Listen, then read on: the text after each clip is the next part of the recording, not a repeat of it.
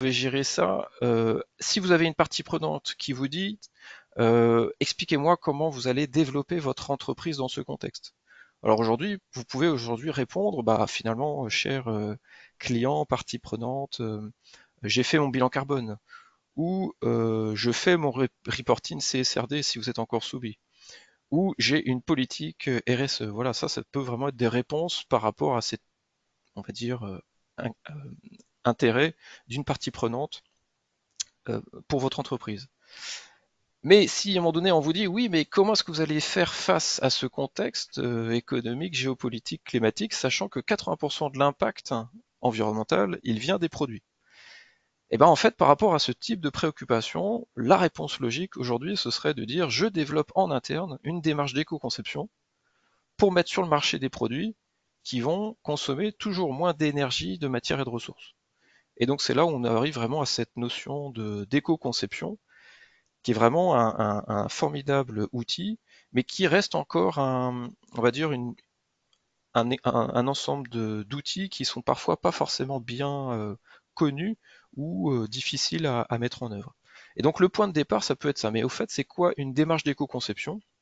Et ce qu'on vous propose, c'est également de transformer cette question sur bah, finalement comment lancer pour la première fois une démarche d'éco-conception dans mon entreprise. Et donc c'est là où ça devient intéressant d'aborder cette notion de trame d'une démarche d'éco-conception. Comment est-ce que voilà on peut gérer ce projet qui est un projet à long terme d'une démarche d'éco-conception dans l'entreprise. Et donc là, c'est là où c'est intéressant de se pencher justement sur la documentation fournie par l'ADEME sur ce sujet, qui va justement vous décrire à quoi peut ressembler un premier projet d'éco-conception, boucle d'éco-conception, avec comme dans tout projet de manière classique une phase de lancement, où vous allez chercher à mobiliser les équipes, des phases de diagnostic, et puis ensuite une phase de mise en œuvre pour améliorer les produits et les rendre toujours plus économes en matière, ressources, énergie. Vous pouvez ensuite arriver à une étape où, une fois que vous avez votre produit éco-conçu, vous allez chercher à bah, le mettre en valeur auprès de vos clients. Et donc là, on est plutôt dans une phase d'éco-communication. Et puis, comme dans toute bonne démarche, je dirais, ISO, eh bien, il y a vraiment aussi cette phase de bilan et perspective. Qu'est-ce qui a fonctionné dans ma boucle d'éco-conception? Qu'est-ce qui n'a pas bien fonctionné? Qu'est-ce que je peux améliorer? Et de se mettre dans une logique d'amélioration continue. Et donc à chaque étape, vous avez différents processus. Donc c'est vrai que par rapport à cette question, mais comment je vais me lancer dans une démarche d'éco-conception, sachant que j'ai jamais fait d'éco-conception, j'ai jamais eu de formation, enfin voilà, ça reste un sujet flou. Bah, gardez en tête qu'il y a vraiment ces grandes étapes à engager. Et avec des exemples de résultats. Donc quand on parle d'éco-conception, vraiment la finalité, c'est mettre sur le marché des produits qui vont consommer moins de matière. Donc par exemple, l'entreprise Bongar, donc, qui est basée en Alsace, et qui a fait un accompagnement collectif en éco-conception qui s'appelle Making Durable et qui suit bah, cette trame ADEME. Version 1, version 2 qui sont affichées sur l'écran. Euh, le gain matière, avec sur cette version 2, c'est 50% de gain matière. Avec également des outils nouveaux mis en place pour le boulanger pour lui permettre de piloter de manière plus facile la consommation d'énergie de son four à pain. Et puis également, donc ça c'était déjà présent, c'est un des points forts de Bongar, c'est également une durée de vie augmentée grâce à un service après-vente réactif sur toute la durée de vie du produit. Pareil, voici un exemple d'éco-conception fait donc chez Alcatel Enterprise. Euh, version 1, version 2, et finalement, bah, cette version 2, il y a eu beaucoup de remises en cause du produit, et vous avez finalement un gain en matière première de 71%. Et pareil, exemple de démarche plus matière chez Semin, qui donc bah, fournit des enduits pour le bâtiment, avec ici un travail sur le fait de développer une gamme d'enduits multifonctions avec 90%, 99% de matière d'origine végétale, d'origine naturelle. Donc voilà vraiment, je dirais, des exemples concrets d'éco-conception.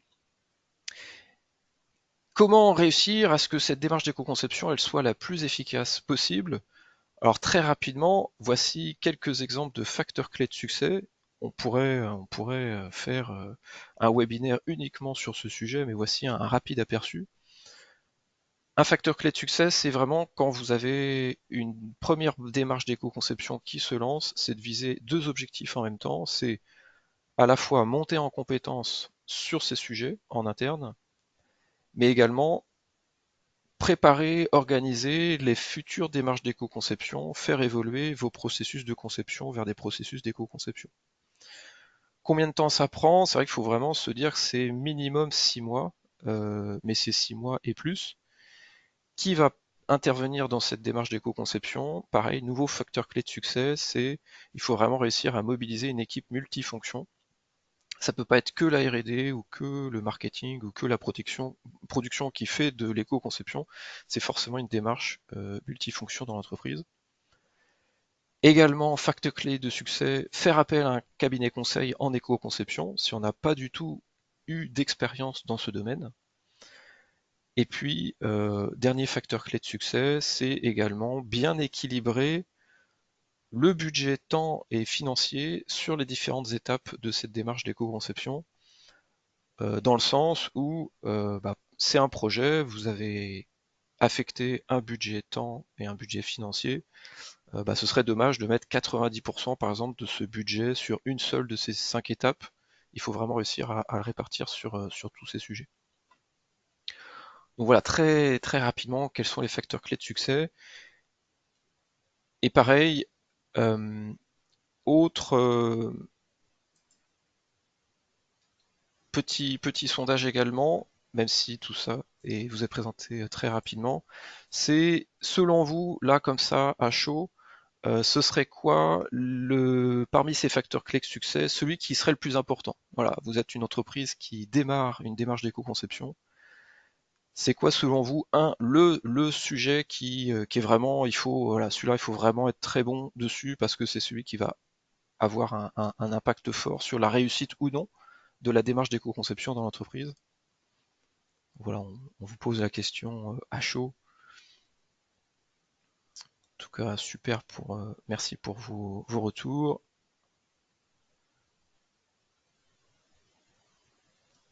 Voilà, très rapidement, et je partage le résultat.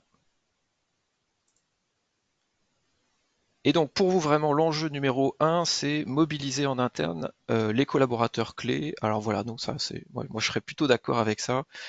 Quelle que soit la démarche d'entreprise, une démarche globale, c'est sûr que si vous n'arrivez pas à mobiliser en interne, ça sera le xème projet qu'on abandonne au bout de quelques temps. Vous avez mis en deuxième position la partie budget temps interne, donc c'est vrai que ça s'explique. C'est Et puis finalement, mais voilà. En tout cas, la question précise, c'était s'il y avait qu'un seul enjeu, euh, qu'un seul facteur clé de succès à activer, ce serait lequel? Eh bien, c'est vrai que vraiment ce côté mobilisé en interne, c'est le sujet sur lequel il faut vraiment être très bon. Alors, pour la suite, donc vraiment, ce qui est intéressant, c'est que nous avons la chance en France, avec euh, l'ADEME, d'avoir vraiment un support technique et financier sur ces sujets. En Grand Est, sachez que ça se traduit par euh, Climaction. Donc Climaction, c'est vraiment le partenariat entre l'ADEME et la région Grand Est. Donc vous êtes certains participants à ne pas être basés en Grand Est. Sachez qu'en Grand Est, vous avez un projet en environnement, vous voulez savoir comment vous pouvez avoir un soutien technique et financier sur ces sujets, et ben la réponse c'est Climaction. Donc c'est l'association de l'ADEME et de la région, et qui pourra justement échanger avec vous et en fonction de vos projets, vous orienter vers les meilleurs dispositifs. Mais sur la partie spécifique éco-conception, il y a vraiment un travail de fond qui est fait par l'ADEME sur ces sujets. Et un élément important, c'est que vous, en tant qu'entreprise ou cabinet conseil ou institution, que vous ayez en tête aussi les termes techniques utilisés par l'ADEME. Quand l'ADEME va vous parler de phase de diagnostic, ça veut dire quoi? Quand l'ADEME va vous parler de phase de mise en œuvre, ça veut dire quoi? Et en fonction de ces deux termes, il y a des dispositifs financiers qui sont différents. Donc voilà, donc cette partie diagnostic, là vous avez affiché à l'écran, je dirais, le détail. Dans le langage ADEME, en éco-conception, quand on va vous parler de diagnostic, c'est vraiment une étape où on va retrouver cette partie analyse du contexte, mobilisation d'une équipe en interne. Vous preniez un premier produit ou un service sur lequel vous faites une première évaluation environnementale simplifiée. Vous obtenez des résultats que vous partagez à votre équipe projet. Et à partir de ces résultats, vous identifiez déjà des grands axes d'éco-conception sur lesquels travailler. Ah oui, finalement, l'enjeu par rapport à notre produit, on se rend compte que c'est pas la partie logistique, mais c'est vraiment la partie fin de vie. Donc si on devait développer des axes d'éco-conception sur notre produit, ce serait pas finalement sur la partie logistique, mais en priorité, ça devrait être sur la partie fin de vie. Une fois que vous êtes arrivé à cette étape, vous basculez sur cette partie mise en œuvre. Donc quand l'ADEME vous parle de la partie mise en œuvre, on va retrouver les étapes suivantes. Ok, je dois améliorer la fin de vie de mon produit. Eh bien, on va faire de l'idéation avec l'équipe projet ou avec des fournisseurs ou voire même avec des clients sur comment on peut reconcevoir notre produit pour qu'en fin de vie, il soit avec un impact plus faible. Et là, vous avez plein d'actions possibles. Ça peut être je favorise la démontabilité de mon produit, je favorise sa recyclabilité en limitant des associations de matières. En vérité, il y a vraiment énormément de solutions possibles. Une fois que vous sélectionnez les solutions qui sont les plus pertinentes au niveau technique et économique, bah là vous repassez dans une démarche plus classique de conception, avec de la conception gestion de projet, voire jusqu'à la partie prototypage, industrialisation. Idéalement, là vous devez revérifier que l'impact environnemental du nouveau produit obtenu est meilleur que la version 1, ça c'est le principe de base de l'éco-conception. Et puis après, pareil, capitaliser sur l'expérience et travailler sur la partie communication. Donc voilà, donc encore une fois, vraiment un élément important, c'est que quand l'ADEME utilise des termes diagnostic et mise en œuvre, voilà ce qu'il y a derrière euh, comme élément. Et si vous voulez, vous avez également, donc on vous partagera le support de présentation, vous avez carrément deux documents qui vous donnent le détail sur qu'est-ce que c'est un diagnostic pour l'ADEME, qu'est-ce que c'est cette partie mise en œuvre pour l'ADEME sur cette partie éco-conception. Les financements, donc encore une fois qu'on devait faire à deux voix avec Benoît, mais voilà, avec cet incident technique, je m'adapte. Voici donc vraiment un aperçu de tous les dispositifs financiers en grand test pour aider les entreprises à développer une démarche d'éco-conception. Et on va pouvoir les passer en revue les uns après les autres. Ce qui est vraiment intéressant, je dirais, dans ce schéma, c'est vraiment ces deux traits verts, c'est de bien distinguer qu'il y a vraiment une étape où il y a une validation du lancement de la démarche d'éco-conception par la direction. Ok, on a compris ce que c'était, on va mettre de la ressource interne, externe sur le sujet. Et voilà, donc ça c'est vraiment un cap, je dirais, à franchir. Et avant cela, bah, y a quand même moyen de commencer à développer des éléments sur l'éco-conception, on va le voir ensemble. Et puis il y a également une étape aussi importante, c'est validation d'investissement ou de R&D par la direction. Ok, avec, avec la démarche d'éco-conception, on a vraiment identifié des leviers de développement majeurs pour la stratégie de l'entreprise, et on va vouloir passer dans une phase où on va investir dans le développement de nouveaux caractéristiques produits. Donc voilà, donc par exemple, je sais pas, on était fabricant d'emballages à usage unique, on va développer des emballages réutilisables, on va devoir faire des investissements de la R&D. Ça, c'est un investissement qui relève d'une démarche d'éco-conception. Et là, vous avez également le détail sur ce qui est disponible pour les grandes entreprises, et ici, ce qui est disponible pour les PME. Donc pour les grandes entreprises, il y a moins de dispositifs, mais il y en a quand même un certain nombre. Alors on va commencer par un premier dispositif qui lui est vraiment spécifique en Grand Est, mais que vous pouvez retrouver quand même dans d'autres régions.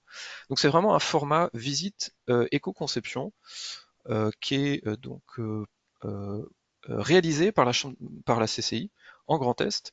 Et vraiment, le principe, c'est vous n'êtes pas encore arrivé à cette étape de validation par la direction que c'était un investissement rentable pour l'entreprise d'investir dans l'éco-conception. Vous êtes encore dans cette phase de réflexion. Et bien vraiment, cette visite éco-conception, elle va vous permettre de structurer, je dirais, votre préparation de démarche d'éco-conception de manière très efficace. Donc ça prend quelle forme? En fait, c'est un premier rendez-vous sur site où on va réunir, vous réunissez votre future équipe éco-conception, donc l'équipe projet multifonction, donc la direction, la production, le marketing, les forces de vente, bureau d'études, R&D, achat. Et vraiment là, c'est vous partez de zéro sur la démarche d'éco-conception et on va regarder ensemble, ok, c'est quoi tous les déclencheurs qui pourraient vous amener à faire de l'éco-conception?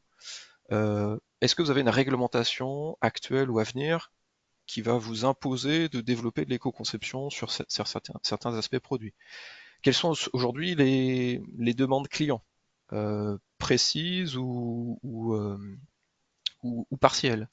Est-ce que vos concurrents ont déjà des démarches d'éco-conception? Est-ce que vous avez des enjeux aujourd'hui en termes de matières premières, de ressources?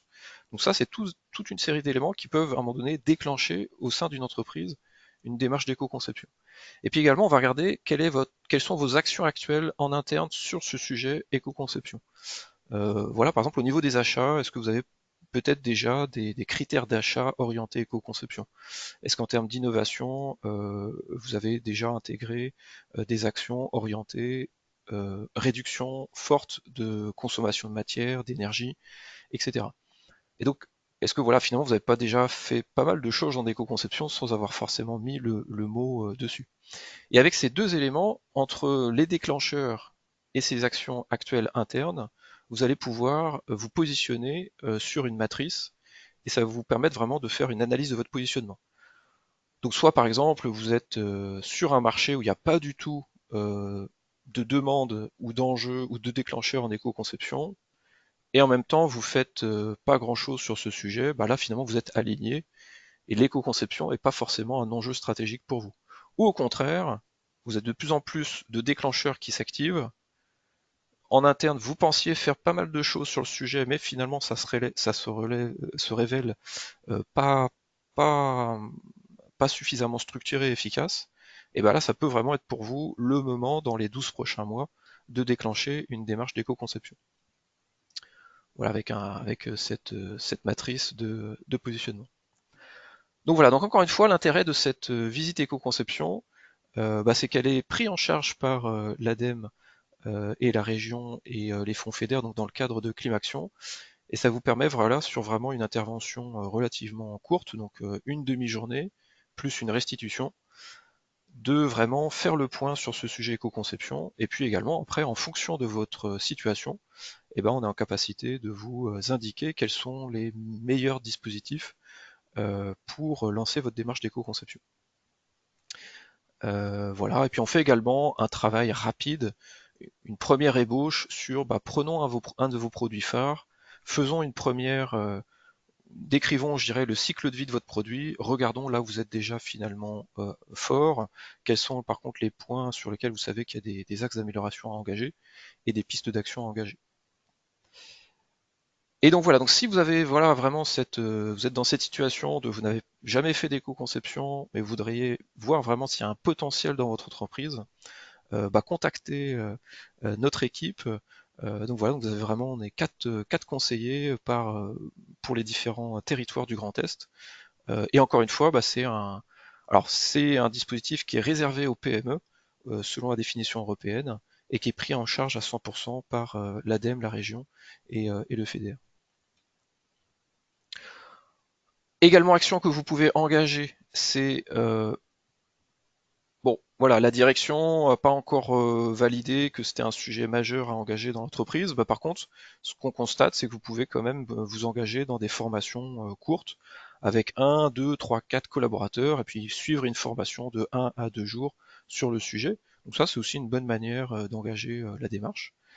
Euh, donc ça, c'est pris en charge par les OPCO et ça fait également partie des des sujets qui peuvent vraiment être pris en charge dans le cadre de dispositifs spécifiques OPCO. Et sachez que pour information, ce dispositif, il peut également prendre en charge du temps homme interne, donc les collaborateurs qui vont suivre la formation, mais également, et ça c'est peu connu, ça peut également permettre de prendre en charge des coûts des services de conseil liés au projet de formation. Donc vous pourriez finalement, avec ce dispositif formation, quand même utiliser de l'OPCO pour avoir déjà 3-4 jours de conseil pour commencer à amorcer l'éco-conception dans votre entreprise. Et justement, sachez qu'il y a donc au niveau national donc le pôle éco-conception, donc un pôle vraiment dédié sur le sujet de l'éco-conception et qui vous permet voilà de suivre des formations en ligne, voilà sur des durées, vous voyez, 2 heures et demie, 230 euros sur des sujets très précis liés à l'éco-conception. Ça voilà, ça permet vraiment de s'engager sur le sujet.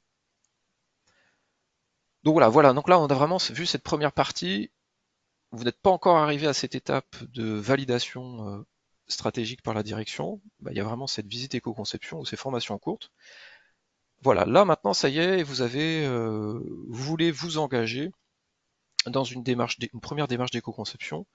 Quels sont les dispositifs qui existent? Alors pour les PME, il y a un dispositif qui s'appelle Premier pas éco-conception tremplin, qui permet de faire une première sensibilisation, diagnostic simplifié, et qui vous permet d'activer l'intervention de à peu près 5 jours consultants, si on prend du jour consultant à 1000 euros à jour.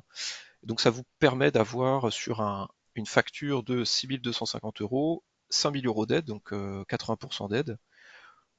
Et donc là, l'intérêt, c'est que c'est une aide ADEME qui est facile à activer dans le sens où pour ce type de montant qui est faible, il n'y a pas de dossier ADEME détaillé à renseigner. Et donc là, il vous faut charger un devis non signé sur la plateforme ADEME Agir, un descriptif de l'accompagnement qui va être fait sur 5 jours, et voilà. Et donc c'est relativement simple pour faire cette demande ADEME.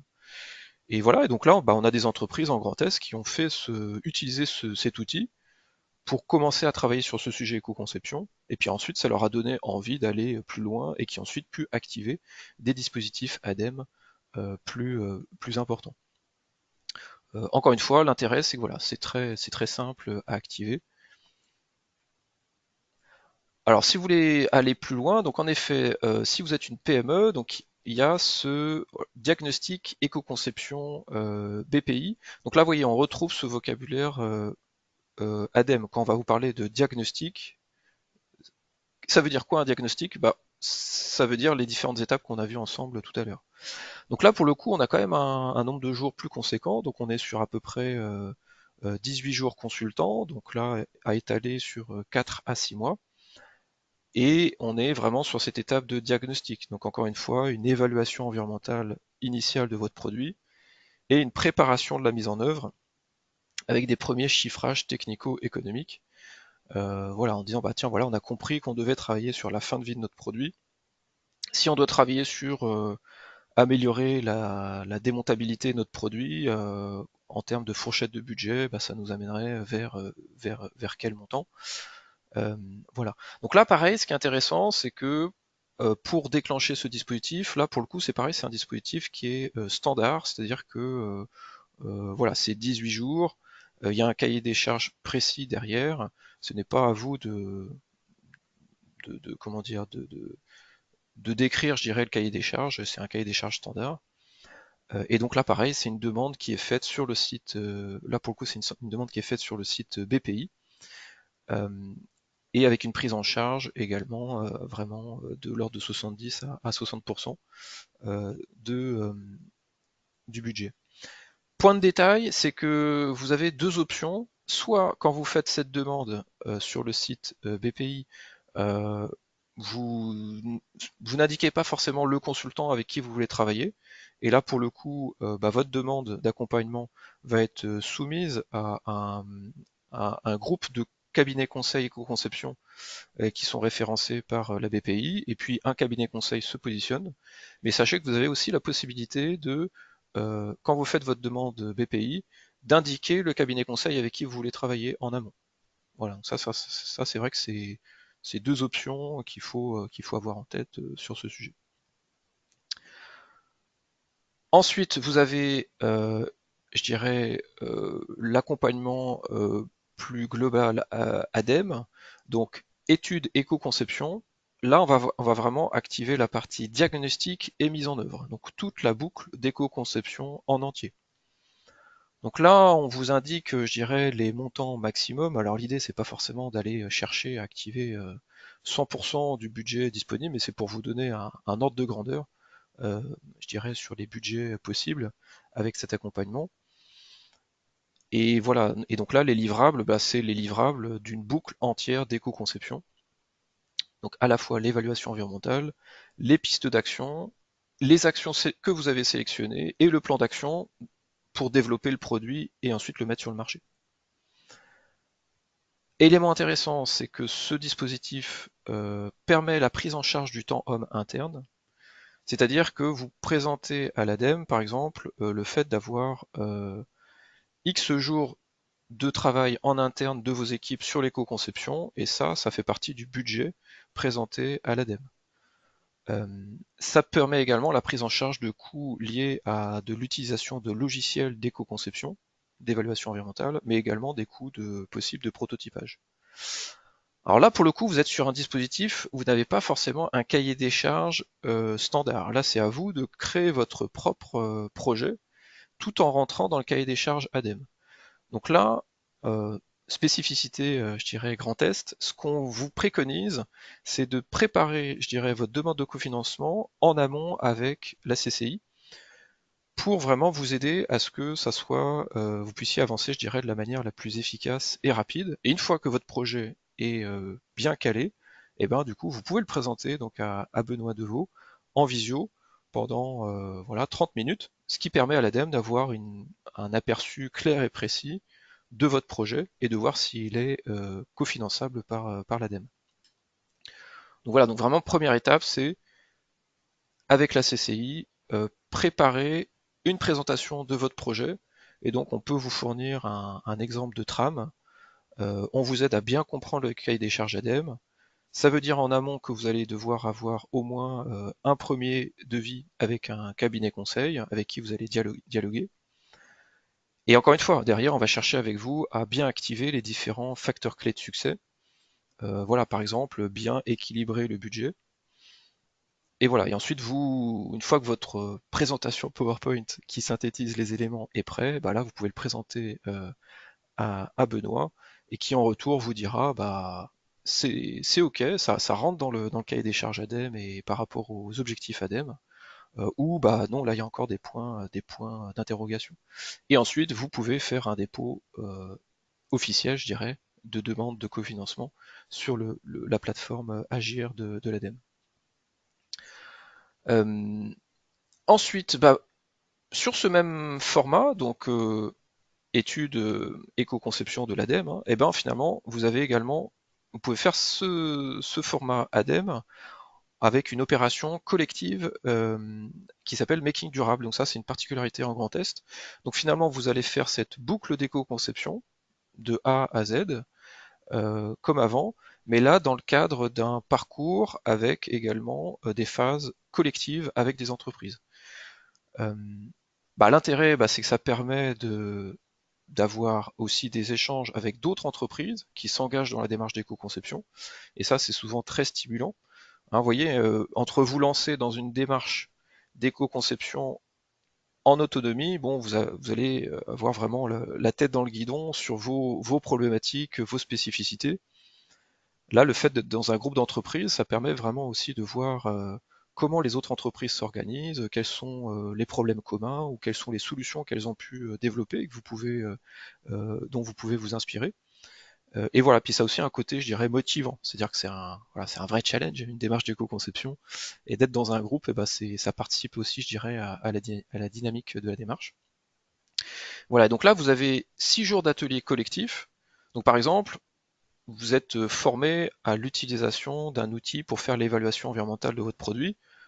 Bah, ça, quitte à être formé sur une journée, bah, autant le faire en collectif, et puis bah, là c'est aussi intéressant, ça permet d'optimiser les coûts. Euh, voilà. Mais vous avez également 10 jours d'accompagnement consultant pour vous accompagner sur cette boucle d'éco-conception. Donc là, comment ça fonctionne? Là, on fonctionne avec un format plutôt appel à candidature, et donc chaque année, vous pouvez candidater, euh, on va dire sur une période d'octobre. Les entreprises qui ont candidaté en octobre, bah là 2025, seront sélectionnées pour ensuite un accompagnement sur 2026. Euh, voilà, donc là on est sur un coût d'accompagnement de 27 000 euros, mais pris en charge 80 à 60%, et avec des restes à charge vraiment, je dirais, optimisés par taille d'entreprise, tel que c'est affiché ici. Donc là voilà, donc ça c'est je dirais, un aperçu des entreprises qui ont fait déjà ce parcours, hein, qui est vraiment apprécié par les entreprises. Et puis voilà, si ça vous intéresse, bah, vous pouvez voir différents témoignages d'entreprises qui ont fait justement cet exercice de faire une boucle d'éco-conception en entier avec une aide Climaction, et donc là en particulier une aide ADEME. Voilà. Et donc là, vous voyez, là vous avez le détail. On retrouve cette partie diagnostic et mise en œuvre. Là, je dirais, l'intérêt, c'est que bah, vous avez vraiment un parcours, je dirais, très optimisé. Là, tous les facteurs clés de succès sont activés, et ça permet de vraiment dérouler, je dirais, de manière sereine la première boucle d'éco-conception. Ensuite, on arrive sur des éléments particuliers. Donc là, on avait vraiment vu, je dirais, les outils assez classiques. Éléments spécifiques au Grand Est, c'est si vous êtes une entreprise et que vous voulez développer un matériau pour le bâtiment qui serait biosourcé ou bas carbone, et que vous avez besoin de réaliser des, des analyses de caractérisation, comme par exemple des fiches de déclaration environnementale et sanitaire, donc FDES. Donc ça, c'est un format d'analyse de cycle de vie spécifique au secteur du bâtiment en France. Et ben là, vous avez une aide pour le coup région Grand Est disponible pour vous aider dans cette démarche. Donc ça porte à la fois sur les FDES, mais ça porte aussi sur d'autres analyses de caractérisation, type, voilà, vous devez faire des analyses COV, tests anti-feu. Et bien là, vous avez une aide de maximum 50 000 euros d'aide versée pour vous aider dans cette démarche. Donc là, bah, pareil, ça peut être plus simple pour vous de faire d'abord l'échange avec la CCI. On vous aide à bien comprendre le cahier des charges de la région Grand Est sur ce sujet. Une fois que vous avez bien calé, je dirais, votre projet par rapport à ce cahier des charges, vous le présentez euh, à Climaction, et ça permet ensuite bah, d'aller, je dirais, d'activer assez rapidement le dispositif si vous êtes éligible. Au niveau national, il y a également des appels à projets ADEME spécifiques. Donc là, celui qui est en cours, c'est TexAbi. Donc là, c'est vraiment spécifiquement pour les entreprises qui sont metteurs sur le marché de produits textiles. Donc là, vous n'êtes pas tous du secteur textile, donc je ne vais pas non plus trop rentrer dans le détail. Là, ce qui est intéressant, c'est que euh, c'est également possible pour une entreprise qui est fournisseur pour des entreprises textiles de bénéficier de ce dispositif, ce qui peut parfois ne pas être le cas. Voilà, encore une fois, l'ADEME euh, soutient spécifiquement les entreprises qui ont la main sur la conception et la mise sur le marché des produits, et pas forcément, je dirais, si vous êtes uniquement fournisseur. Donc là, si vous êtes fournisseur secteur textile, il y a TexAbi qui peut être également mobilisé. Ensuite, donc rappelez-vous, là c'est vraiment les différents dispositifs pour faire la boucle d'éco-conception.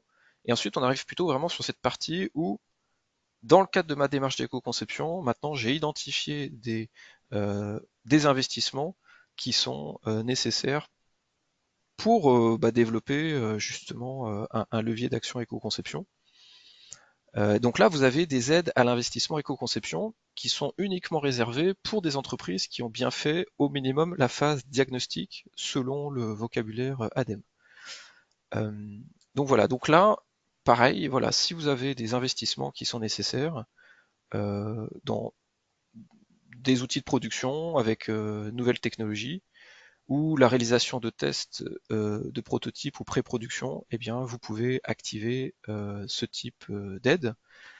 Par contre, particularité, c'est que ces aides à l'investissement rentrent dans les règles de calcul d'aide au niveau Union européenne qui précise la chose suivante. Admettons, voilà, vous avez votre fonctionnement, je dirais, initial, situation initiale A. Voilà, par exemple, vous faites des emballages plastiques à usage unique. Vous avez investi dans un moule pour faire ces emballages. L'achat du moule coûte 50 000 euros. Vous voulez développer un emballage plastique réutilisable dans le cadre d'une démarche d'éco-conception. L'investissement dans ce nouveau moule coûte 150 000 euros. Eh bien, le budget qui peut être cofinancé par l'ADEME, bah, ce sera la différence entre B moins A, puisque c'est un calcul qui permet d'identifier quel est le surcoût généré pour obtenir un produit éco-conçu, et c'est seulement ce surcoût qui peut bénéficier d'une aide à l'investissement. Voilà, donc ça, c'est que c'est un élément à avoir en tête dès le début. Si finalement, dans votre cas, la différence entre B et A est presque nulle, bah, du coup, vous n'avez pas accès à un cofinancement. Par contre, si la situation visée B coûte beaucoup plus cher que la situation standard classique, là, vous avez du coup un budget qui est éligible à ce type d'aide à l'investissement. Pareil, si à un moment donné vous avez des besoins dans tout ce qui est recherche et développement, innovation, alors aujourd'hui vous avez quand même en France toute une panoplie de dispositifs d'aide à la R&D. L'idée c'est que si à un moment donné vous, vous avez quand même une interrogation en disant là ça c'est vraiment de la R&D qui est spécifique à ma démarche d'éco-conception, est-ce qu'il y a un dispositif d'aide spécifique par rapport à cette action de R&D? Bah là pareil vous pouvez échanger avec Climaction qui va regarder je dirais tous les dispositifs R&D innovation avec BPI etc pour vous orienter vers je dirais le meilleur dispositif. Voilà. Et si à un moment donné il y a vraiment un trou dans la raquette, c'est-à-dire que votre projet de R&D n'est aidé par aucun dispositif, alors là, potentiellement, il peut y avoir une aide à la R&D spécifique à l'éco-conception qui peut être déclenchée, mais c'est là, pour le coup, c'est vraiment au cas par cas. Donc voilà, donc j'ai fait assez rapidement pour rattraper le retard qu'on avait au début, mais on va arriver maintenant sur une partie intéressante. Donc rapidement, quand même, un petit sondage. Vous avez un aperçu très rapide de ces dispositifs. Est-ce que c'était suffisamment clair? Est-ce que là, maintenant, comme ça, si on vous posait la question, pour votre entreprise, ce serait quoi le dispositif qui serait le plus adapté pour initier ou renforcer votre démarche? Donc il y en a quand même beaucoup. Donc là, c'est la première partie du sondage. Euh, Encore une fois, c'est pas, vous vous engagez pas, c'est plutôt de dire, ah bah tiens, maintenant que j'ai un aperçu de ces aides, s'il y en a une qui serait aujourd'hui la plus intéressante dans mon cas, ce serait plutôt laquelle? Donc là, vous avez les 5 premières, et puis on va vous partager les 5 suivantes après.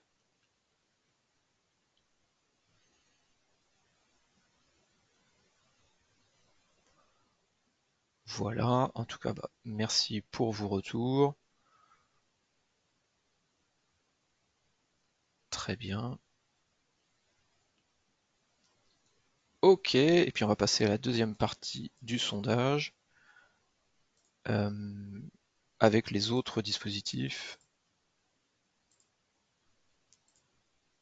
Donc là, voilà, dispositif plus spécifique. Alors c'est sûr, si vous n'êtes pas dans le secteur textile ou marché, où vous n'êtes pas metteur sur le marché de produits du bâtiment, ce sera moins spécifique. Mais, euh, mais voilà. En tout cas, voilà, vos retours sont intéressants, parce que je pense aussi, même par rapport à l'ADEME, c'est toujours un intérêt de l'ADEME de voir aussi c'est quoi les dispositifs qui sont les plus attendus ou intéressants en fonction des entreprises. Ok, très bien, bah, merci pour vos retours. Et puis, dernière partie euh, de l'intervention qui va vous intéresser, c'est ok, maintenant que j'ai bien compris comment je peux structurer une boucle d'éco-conception, c'est un peu plus clair. J'ai un- j'ai mieux compris quels étaient les dispositifs qui peuvent m'aider pour lancer ou structurer une démarche d'éco-conception. Et maintenant, la question, bah, c'est aussi avec quel cabinet conseil je peux travailler. Donc là, encore une fois, comme je vous précisais, on n'a pas la prétention de vous dire voici l'annuaire national de tous les cabinets conseils en déco-conception en France. Ça, on ne l'a pas et ce serait un travail sûrement à faire au niveau national. Là, on va vous parler des cabinets conseils que l'on connaît, donc ce n'est pas non plus une connaissance exhaustive. Si vous êtes cabinet conseil éco-conception en Grand Est et qu'on ne vous a pas signalé, indiquez-le nous. Euh, mais voilà, donc aujourd'hui, vous avez vraiment toute une série de cabinets conseils qui ont au moins un collaborateur basé en Grand Est, mais également des centres techniques qui ont également des collaborateurs spécialisés sur ces démarches, alors soit évaluation environnementale ou soit éco-conception. Alors sur les centres techniques, bah voilà, donc ça c'est vraiment aussi des évolutions récentes. Euh, donc on a le CETIM Grand Est avec donc voilà, donc assez récemment, donc voilà, une nouvelle chef de projet éco-conception qui est basée à Mulhouse. On a également donc le CRIT Bois, donc là cette fois-ci basé à Épinal. Euh, donc là avec pareil comment dire une chargée d'affaires sur ce sujet éco-conception, évaluation environnementale. Si vous êtes une entreprise plutôt du secteur agroalimentaire, bah, vous avez l'Agria Grand Est, donc qui est référencé BPI pour faire des diagnostics. Mais pareil, évolution très récente, Comité Champagne, qui est en train de recruter un futur chargé de mission éco-conception emballage. Ensuite, par rapport aux consultants cabinet conseil éco-conception, donc là voilà, je dirais une liste de ces différents consultants. En tout cas voilà, on vous partagera le support.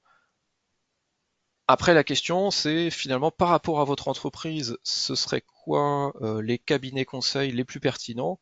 Bah là, je dirais, bah, c'est intéressant de pouvoir échanger avec les CCI pour vous aider justement à identifier, je dirais, bah, en fonction de vos besoins, quels sont les cabinets conseils qui ont de l'expérience. Voilà. Par exemple, si votre besoin c'est faire euh, une FDES, bah, tous les cabinets conseils ne font pas des FDES, par contre certains ont de l'expertise dans le domaine. Euh, voilà. Et puis voilà également la suite, je dirais, avec également des spécificités, c'est que je dirais, voilà, en Grand Est, on a par exemple, Goût d'Impact, qui a la particularité d'être spécialisé justement sur cette partie éco-conception emballage. Ça, c'est une approche spécifique. Et puis également Tex Impact, donc ça qui est vraiment cabinet conseil très récent. Donc là pour le coup spécialisé sur la partie textile, voire textile traitement en traitement humide. Donc là on est vraiment sur du très spécifique. Voilà, et puis très rapidement, bah aussi sur les logiciels d'éco-conception. Donc sachez qu'il y a un guide des logiciels qui est édité donc par la CCI Climaction sur ce sujet, et que justement on est en train de préparer une édition 2025.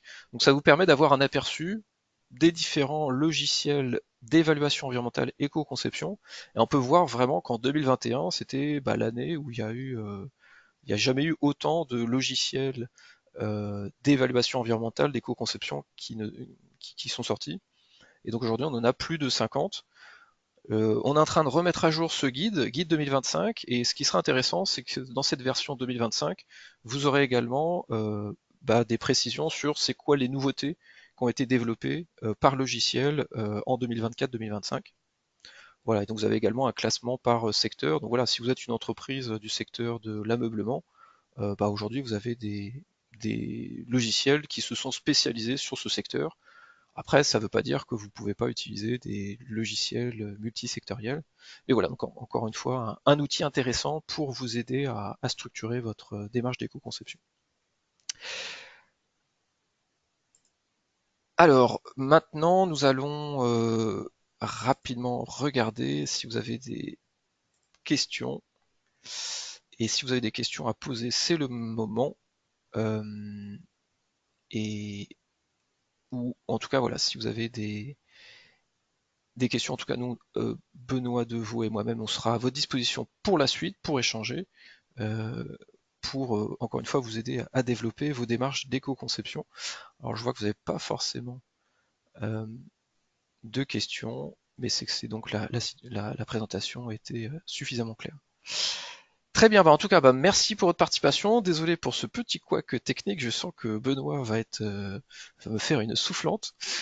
Mais en tout cas, voilà. En tout cas, merci pour votre participation. Et puis, bah, on vous dit à bientôt. Oui, dernier point que je pouvais vous partager. J'en oublie la fin de ma présentation.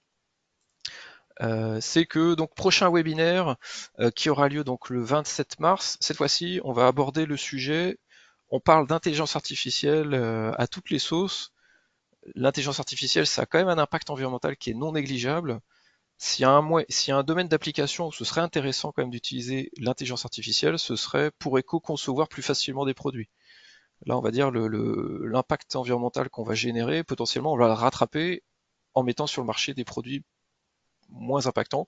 Donc ça sera vraiment l'objet de notre webinaire du jeudi 27 mars. Vous recevrez l'invitation. Et également, le jeudi 15 mai, on aura également un webinaire sur l'éco-conception en action. Donc là, l'idée, c'est on vous présente en 55 minutes 20 exemples de solutions techniques d'éco-conception, voilà, intégration de matières recyclées, augmenter la durée de vie, voilà, que des exemples concrets pour vraiment vous alimenter dans votre réflexion sur l'éco-conception. Voilà, et en tout cas, bah, merci encore une fois pour votre participation et on vous dit à très bientôt.